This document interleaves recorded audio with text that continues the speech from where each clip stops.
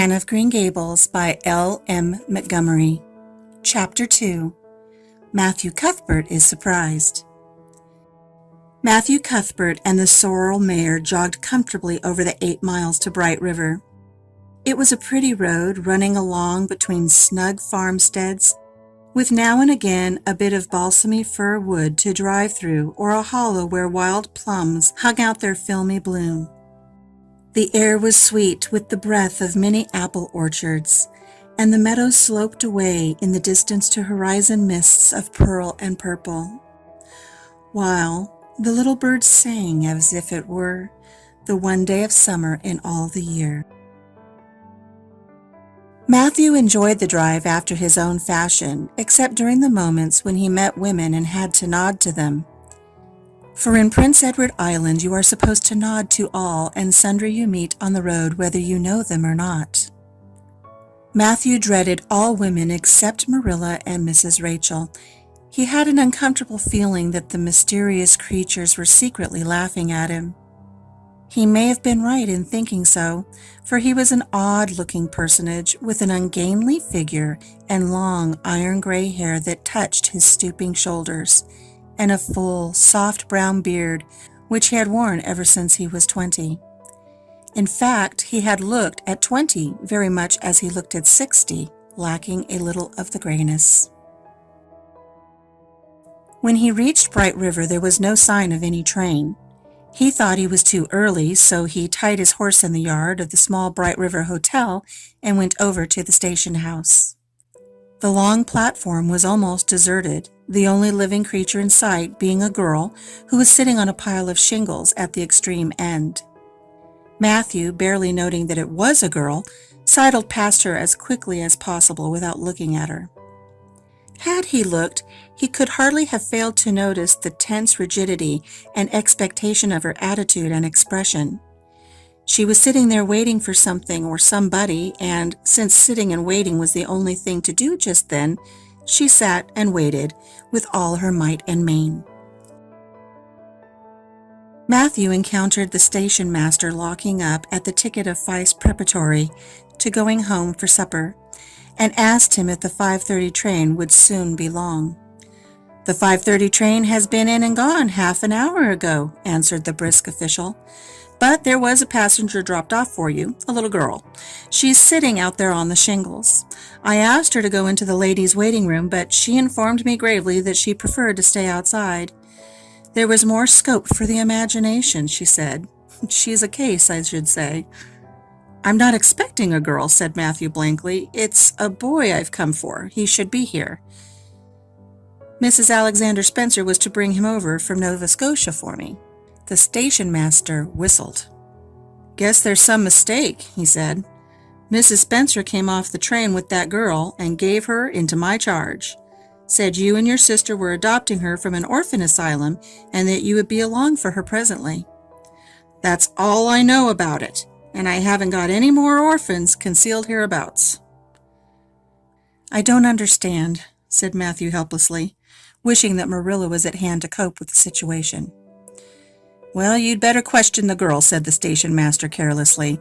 "I dare say she'll be able to explain. She's got a tongue of her own, that's certain. Maybe they were out of boys of the brand you wanted." He walked jauntily away, being hungry, and the unfortunate Matthew was left to do that which was harder for him than bearding a lion in its den: walk up to a girl, a strange girl, an orphan girl, and demand of her why she wasn't a boy. Matthew groaned in spirit as he turned about and shuffled gently down the platform towards her. She had been watching him ever since he passed her, and she had her eyes on him now. Matthew was not looking at her, and would not have seen what she was really like if he had been, but an ordinary observer would have seen this. A child of about 11, garbed in a very short, very tight, very ugly dress of yellowish-gray wincey. She wore a faded brown sailor hat, and beneath the hat, extending down her back, were 2 braids of very thick, decidedly red hair. Her face was small, white, and thin, also much freckled. Her mouth was large, and so were her eyes, that looked green in some lights and moods and gray in others. So far, the ordinary observer, An extraordinary observer might have seen that the chin was very pointed and pronounced, that the bug eyes were full of spirit and vivacity, that the mouth was sweet-lipped and expressive, that the forehead was broad and full. In short, our discerning, extraordinary observer might have concluded that no commonplace soul inhabited the body of this stray woman-child of whom shy Matthew Cuthbert was so ludicrously afraid.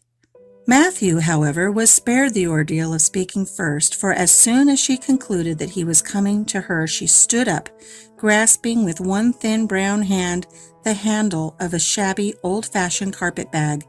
The other she held out to him. "I suppose you are Mr. Matthew Cuthbert of Green Gables," she said in a peculiarly sweet voice. "I am very glad to see you. I was beginning to be afraid you weren't coming for me, and I was imagining all the things that might have happened to prevent you. I had made up my mind that if you did not come for me tonight, I'd go down the track to that big wild cherry tree at the bend and climb up into it and stay all night. I wouldn't be a bit afraid, and it would be lovely to sleep in a wild cherry tree all white with bloom and in the moonshine, don't you think? You could imagine you were dwelling in marble halls, couldn't you? And I was quite sure you would come for me in the morning if you didn't tonight." Matthew had taken the scrawny little hand awkwardly in his. Then and there he decided what to do. He could not tell this child with the glowing eyes that there had been a mistake. He would take her home and let Marilla do that. She couldn't be left at Bright River anyhow, no matter what mistake had been made, so all questions and explanations might as well be deferred until he was safely back at Green Gables. "I'm sorry I was late," he said shyly. "Come along, the horse is over in the yard. Give me your bag." "Oh, I can carry it," the child responded cheerfully. "It isn't heavy. I've got all of my worldly goods in it, but it isn't heavy, and if it isn't carried in just a certain way, the handle pulls out. So I'd better keep it because I know the exact knack of it. It's an extremely old carpet bag. Oh, I'm very glad you've come, even if it would have been nice to sleep in a wild cherry tree. We've got to drive a long piece, haven't we? Mrs. Spencer said it was about 8 miles. I'm glad because I love driving. Oh, it seems so wonderful that I'm going to live with you and belong to you. I've never belonged to anybody, not really. But the asylum was the worst. I've only been in it for 4 months, but that was enough. I don't suppose you ever were an orphan in an asylum, so you can't possibly understand what it is like. It's worse than anything you can imagine. Mrs. Spencer said it was wicked of me to talk like that, but I didn't mean to be wicked. It's so easy to be wicked without knowing it, isn't it? They were good, you know, the asylum people, but there is so little scope for the imagination in an asylum, only just in the other orphans. It was pretty interesting to imagine things about them, to imagine that perhaps the girl who sat next to you was really the daughter of a belted earl who had been stolen away from her parents in her infancy by a cruel nurse who died before she could confess. I used to lie awake at night and imagine things like that because I didn't have time in the day.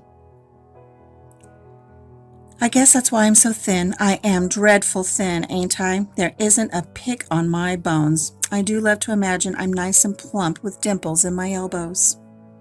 With this, Matthew's companion stopped talking, partly because she was out of breath, and partly because they had reached the buggy. Not another word did she say until they had left the village and were driving down a steep little hill, the road part of which had been cut so deeply into the soft soil that the banks, fringed with blooming wild cherry trees and slim white birches, were several feet above their heads. The child put out her hand and broke off a branch of wild plum that brushed against the side of the buggy. Isn't that beautiful?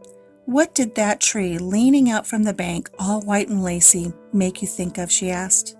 Well, now, I don't know, said Matthew. Why, a bride, of course. A bride in all white with a lovely misty veil. I've never seen one, but I can imagine what she would look like. I don't ever expect to be a bride myself. I'm so homely nobody will ever want to marry me, unless it might be a foreign missionary. I suppose a foreign missionary mightn't be very particular. But I do hope that someday I shall have a white dress. That is my highest ideal of earthly bliss. I just love pretty clothes, and I've never had a pretty dress in my life that I can remember, but of course it's all in the more to look forward to, isn't it? And then I can imagine that I'm dressed gorgeously. This morning when I left the asylum, I felt so ashamed because I had to wear this horrid old wincey dress. All the orphans had to wear them, you know. A merchant in Hopetown last winter donated 300 yards of wincey to the asylum. Some people said it was because he couldn't sell it, but I'd rather believe that it was out of the kindness of his heart, wouldn't you? When we got on the train, I felt as everybody must be looking at me and pitying me. But I just went to work and imagined that I had on the most beautiful pale blue silk dress, because when you are imagining, you might as well imagine something worthwhile, and a big hat, all flowers and nodding plumes, and a gold watch, and kid gloves and boots. I felt cheered up right away, and I enjoyed my trip to the island with all my might. I wasn't a bit sick coming over in the boat. Neither was Mrs. Spencer, although she generally is.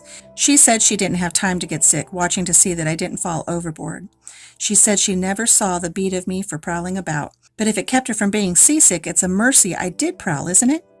And I wanted to see everything that was to be seen on that boat, because I didn't know whether I'd ever have another opportunity. Oh, there's a lot more cherry trees all in bloom. This island is the bloomiest place. I just love it already, and I'm so glad I'm going to live here. I've always heard that Prince Edward Island was the prettiest place in the world, and I used to imagine that I was living here, but I never really expected I would. It's delightful when your imagination comes true, isn't it? But those red roads are so funny. When we got into the train at Charlottetown and the red roads began to flash past, I asked Mrs. Spencer what made them red, and she said she didn't know, and for pity's sake not to ask her any more questions. She said I must have asked her 1,000 already. I suppose I had too, but how are you going to find out about things if you don't ask questions? And what does make the roads red? Well, now, I don't know, said Matthew. Well, that is one of the things to find out sometime. Isn't it splendid to think of all the things that there are to find out about? It just makes me feel good to be alive. It's such an interesting world. It wouldn't be half so interesting if we knew all about everything, would it? There'd be no scope for imagination then, would there? But am I talking too much? People are always telling me I do. Would you rather I didn't talk? If you say so, I'll stop. I can stop when I make up my mind to do it, although it's difficult. Matthew, much to his own surprise, was enjoying himself. Like most quiet folk, he liked talkative people when they were willing to do the talking themselves and did not expect him to keep up his end of it. But he had never expected to enjoy the society of a little girl. Women were bad enough in all conscience, but little girls were worse. He detested the way they had of sidling past him timidly, with sideways glances, as if they expected him to gobble them up at a mouthful if they ventured to say a word. This was the Avonlea type of well-bred little girl. But this freckled witch was very different, and although he found it rather difficult for his slower intelligence to keep up with her brisk mental processes, he thought that he kind of liked her chatter. So he said as shyly as usual, "Oh, you can talk as much as you like. I don't mind. Oh, I'm so glad. I know you and I are going to get along together fine. It's such a relief to talk when one wants to and not be told that children must be seen and not heard. I've had that said to me 1,000,000 times if I have once. And people laugh at me because I use big words. But if you have big ideas, you have to use big words to express them, haven't you?" "Well, now, that seems reasonable," said Matthew. "Mrs. Spencer said my tongue must be hung in the middle. But it isn't. It's firmly fastened at one end." "Mrs. Spencer said your place was named Green Gables. I asked her all about it, and she said there were trees all around it. I was gladder than ever. I just love trees. And there weren't any at all about the asylum. Only a few poor weeny-teeny things out in front with little whitewashed cagey things about them. They just looked like orphans themselves, those trees did. It used to make me cry to look at them. I used to say to them, 'Oh, you poor little things. If you were out in a great big woods with other trees all around you, and little mosses and June bells growing over your roots, and a brook not far away and birds singing in your branches, you could grow, couldn't you? But you can't where you are. I know just exactly how you feel, little trees.' I felt so sorry to leave them behind this morning. You do get so attached to things like that, don't you?" "Is there a brook anywhere near Green Gables? I forgot to ask Mrs. Spencer that." "Well, now, yes, there's one right below the house." "Fancy! It's always been one of my dreams to live near a brook. I never expected I would, though. Dreams don't often come true, do they? Wouldn't it be nice if they did? But just now I feel pretty nearly perfectly happy. I can't feel exactly perfectly happy because, well, what color would you call this? She twitched up one of her long, glossy braids over her thin shoulder and held it up before Matthew's eyes. Matthew is not used to deciding on the tints of ladies' tresses, but in this case there couldn't be much doubt. "It's red, ain't it?" he said. The girl let the braid drop back with a sigh that seemed to come from her very toes and to exhale forth all the sorrows of the ages. "Yes, it's red," she said resignedly. "Now you see why I can't be perfectly happy. Nobody could who had red hair. I don't mind the other things so much, the freckles and the green eyes and my skinniness. I can imagine them away. I can imagine that I have a beautiful rose-leaf complexion and lovely starlit violet eyes, but I cannot imagine that red hair away. I do my best. I think to myself, now my hair is a gorgeous black, black as the raven's wing, but all the time I know it is just plain red and it breaks my heart. It will be my lifelong sorrow. I read of a girl once in a novel who had a lifelong sorrow, but it wasn't red hair. Her hair was pure gold rippling back from her alabaster brow. What is an alabaster brow? I could never find out. Can you tell me?" "Well, now, I'm afraid I can't," said Matthew, who was getting a little dizzy. He felt as he had once felt in his rash youth when another boy had enticed him on the merry-go-round at a picnic. "Well, whatever it was, it must have been something nice because she was divinely beautiful. Have you ever imagined what it must feel like to be divinely beautiful?" "Well, now, no, I haven't," confessed Matthew ingenuously. "I have often. Which would you rather be if you had the choice, divinely beautiful or dazzlingly clever or angelically good?" "Well, now, I don't know exactly." "Neither do I. I can never decide, but it doesn't make much real difference, for it isn't likely I'll ever be either. It's certain I'll never be angelically good. Mrs. Spencer says, 'Oh, Mr. Cuthbert! Oh, Mr. Cuthbert! Oh, Mr. Cuthbert!'" That was not what Mrs. Spencer had said. Neither had the child tumbled out of the buggy, nor had Matthew done anything astonishing. They had simply rounded a curve in the road and found themselves in the Avenue. The Avenue, so called by the Newbridge people, was a stretch of road 400 or 500 yards long, completely arched over with huge, wide-spreading apple trees planted years ago by an eccentric old farmer. Overhead was one long canopy of snow-fragrant bloom. Below the boughs the air was full of a purple twilight, and far ahead a glimpse of painted sunset sky shone like a great rose window at the end of a cathedral aisle. Its beauty seemed to strike the child dumb. She leaned back in the buggy, her thin hands clasped before her, her face lifted rapturously to the white splendor above. Even when they had passed out and were driving down the long slope to Newbridge, she never moved or spoke. Still with rapt face, she gazed afar into the sunset west, with eyes that saw visions trooping splendidly across that glowing background. Through Newbridge, a bustling little village where dogs barked at them and small boys hooted and curious faces peered from the windows, they drove, still in silence. When 3 more miles had dropped away behind them, the child had not spoken. She could keep silence, it was evident, as energetically as she could talk. "I guess you're feeling pretty tired and hungry," Matthew ventured at last, according for her long visitation of dumbness with the only reason he could think of. "But we haven't very far to go now, only another mile." She came out of her reverie with a deep sigh and looked at him with the dreamy gaze of a soul that had been wandering afar, star-led. "Oh, Mr. Cuthbert," she whispered, "that place we came through, that white place. What was it?" "Well, now, you must mean the Avenue," said Matthew, after a few moments' profound reflection. "It is a kind of pretty place." "Pretty? Oh, pretty doesn't seem the right word to use, nor beautiful either. They don't go far enough. Oh, it was wonderful, wonderful. It's the first thing I ever saw that couldn't be improved upon by imagination. It just satisfied me here." She put one hand on her breast. "It made a queer, funny ache, and yet it was a pleasant ache. Did you ever have an ache like that, Mr. Cuthbert?" Well, now I can't recollect that I ever had. I have it lots of times, whenever I see anything royally beautiful, but they shouldn't call that lovely place the Avenue. There's no meaning in a name like that. They should call it, let me see, the White Way of Delight. Isn't that a nice imaginative name? When I don't like the name of a place or person, I always imagine a new one and always think of them so. There was a girl at the asylum whose name was Hepzibah Jenkins, but I always imagined her as Rosalie DeVere. Other people may call that place the Avenue, but I shall always call it the White Way of Delight. Have we really only another mile to go before we get home? I'm glad and I'm sorry. I'm sorry because this drive has been so pleasant, and I'm always sorry when pleasant things end. Something still pleasanter may come after, but you can never be sure. And it's so often the case that it isn't pleasanter. That has been my experience anyhow.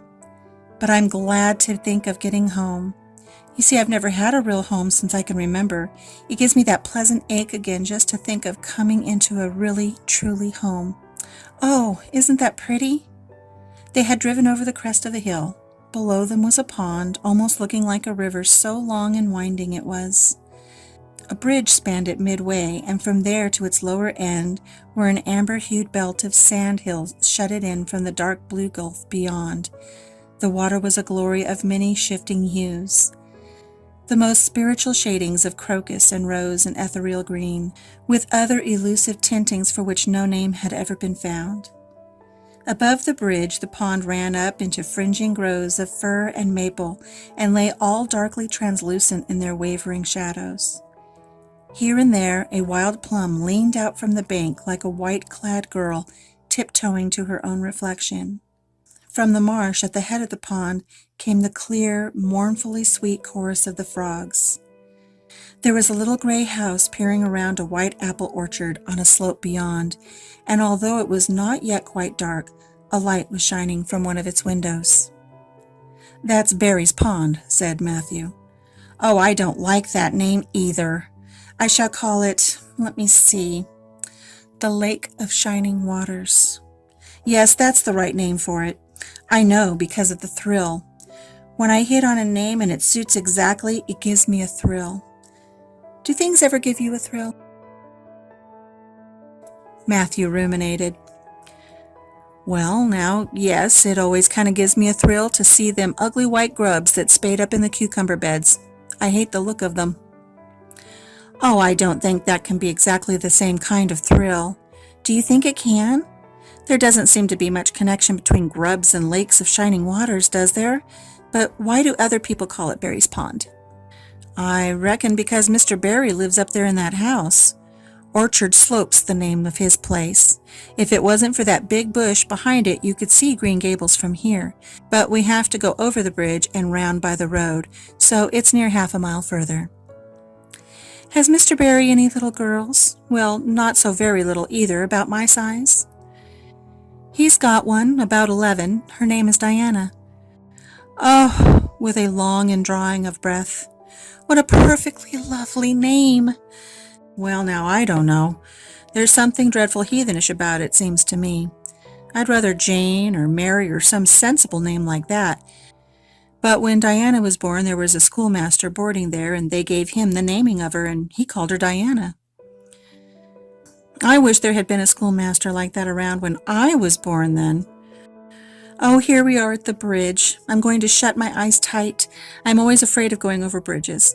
I can't help imagining that perhaps just when we get to the middle they'll crumple up like a jackknife and nip us. So I shut my eyes. But I always have to open them for all when I think we're getting near the middle, because you see, if the bridge did crumple up, I'd want to see it crumple. What a jolly rumble it makes. I always like the rumble part of it. Isn't it splendid there are so many things to like in this world? There, we're over. Now I'll look back. Good night, dear Lake of Shining Waters. I always say good night to things I love, just as I would to people. I think they like it. That water looks as if it's smiling at me." When they had driven up the further hill and around a corner, Matthew said, "We're pretty near home now. That's Green Gables over. Oh, don't tell me," she interrupted breathlessly, clutching at his partially raised arm and shutting her eyes that she might not see his gesture. "Let me guess. I'm sure I'll guess right." She opened her eyes and looked about her. They were on the crest of a hill. The sun had set some time since, but the landscape was still clear in the mellow afterlight. To the west, a dark church spire rose up against a marigold sky. Below was a little valley, and beyond a long, gently rising slope with snug farmsteads scattered along it. From one to another the child's eyes darted, eager and wistful. At last they lingered on one away to the left, far back from the road, dimly white with blossoming trees in the twilight of the surrounding woods. Over it, in the stainless southwest sky, a great crystal-white star was shining like a lamp of guidance and promise. "That's it, isn't it?" she said, pointing. Matthew slapped the reins on the sorrel's back delightedly. "Well now, you guessed it, but I reckon Mrs. Spencer described it so's you could tell." "No, she didn't. Really, she didn't. All she said might just as well have been about most of those other places. I hadn't any real idea what it looked like, but just as soon as I saw it, I felt it was home. Oh, it seems as if I must be in a dream. Do you know my arm must be black and blue from elbow up, for I've pinched myself so many times today. Every little while a horrible sickening feeling would come over me, and I'd be so afraid it was all a dream. Then I'd pinch myself to see if it was real, until suddenly I remembered that even supposing it was only a dream, I'd better go on dreaming as long as I could, so I stopped pinching. But it is real, and we're nearly home." With a sigh of rapture, she relapsed into silence. Matthew stirred uneasily. He felt glad that it would be Marilla and not he who would have to tell this waif of the world that the home she longed for was not to be hers at all. They drove over Lynn's Hollow, where it was already quite dark, but not so dark that Mrs. Rachel could not see them from her window vantage, and up the hill into the long lane of Green Gables. By the time they arrived at the house, Matthew was shrinking from the approaching revelation with an energy he did not understand. It was not of Marilla or himself he was thinking of, or the trouble this mistake was probably going to make for them, but of the child's disappointment. When he thought of that rapt light being quenched in her eyes, he had an uncomfortable feeling that he was going to assist at murdering something, much the same feeling that came over him when he had to kill a lamb or a calf or any other innocent creature. The yard was quite dark as they turned into it, and the poplar leaves were rustling silkily all around it. "Listen to the trees talking in their sleep," she whispered, as he lifted her to the ground. "What nice dreams they must have." Then, holding tightly to the carpeted bag which contained all of her worldly goods, she followed him into the house. That's the end of Chapter 2. Join us again when we read Chapter 3, when Marilla Cuthbert is surprised.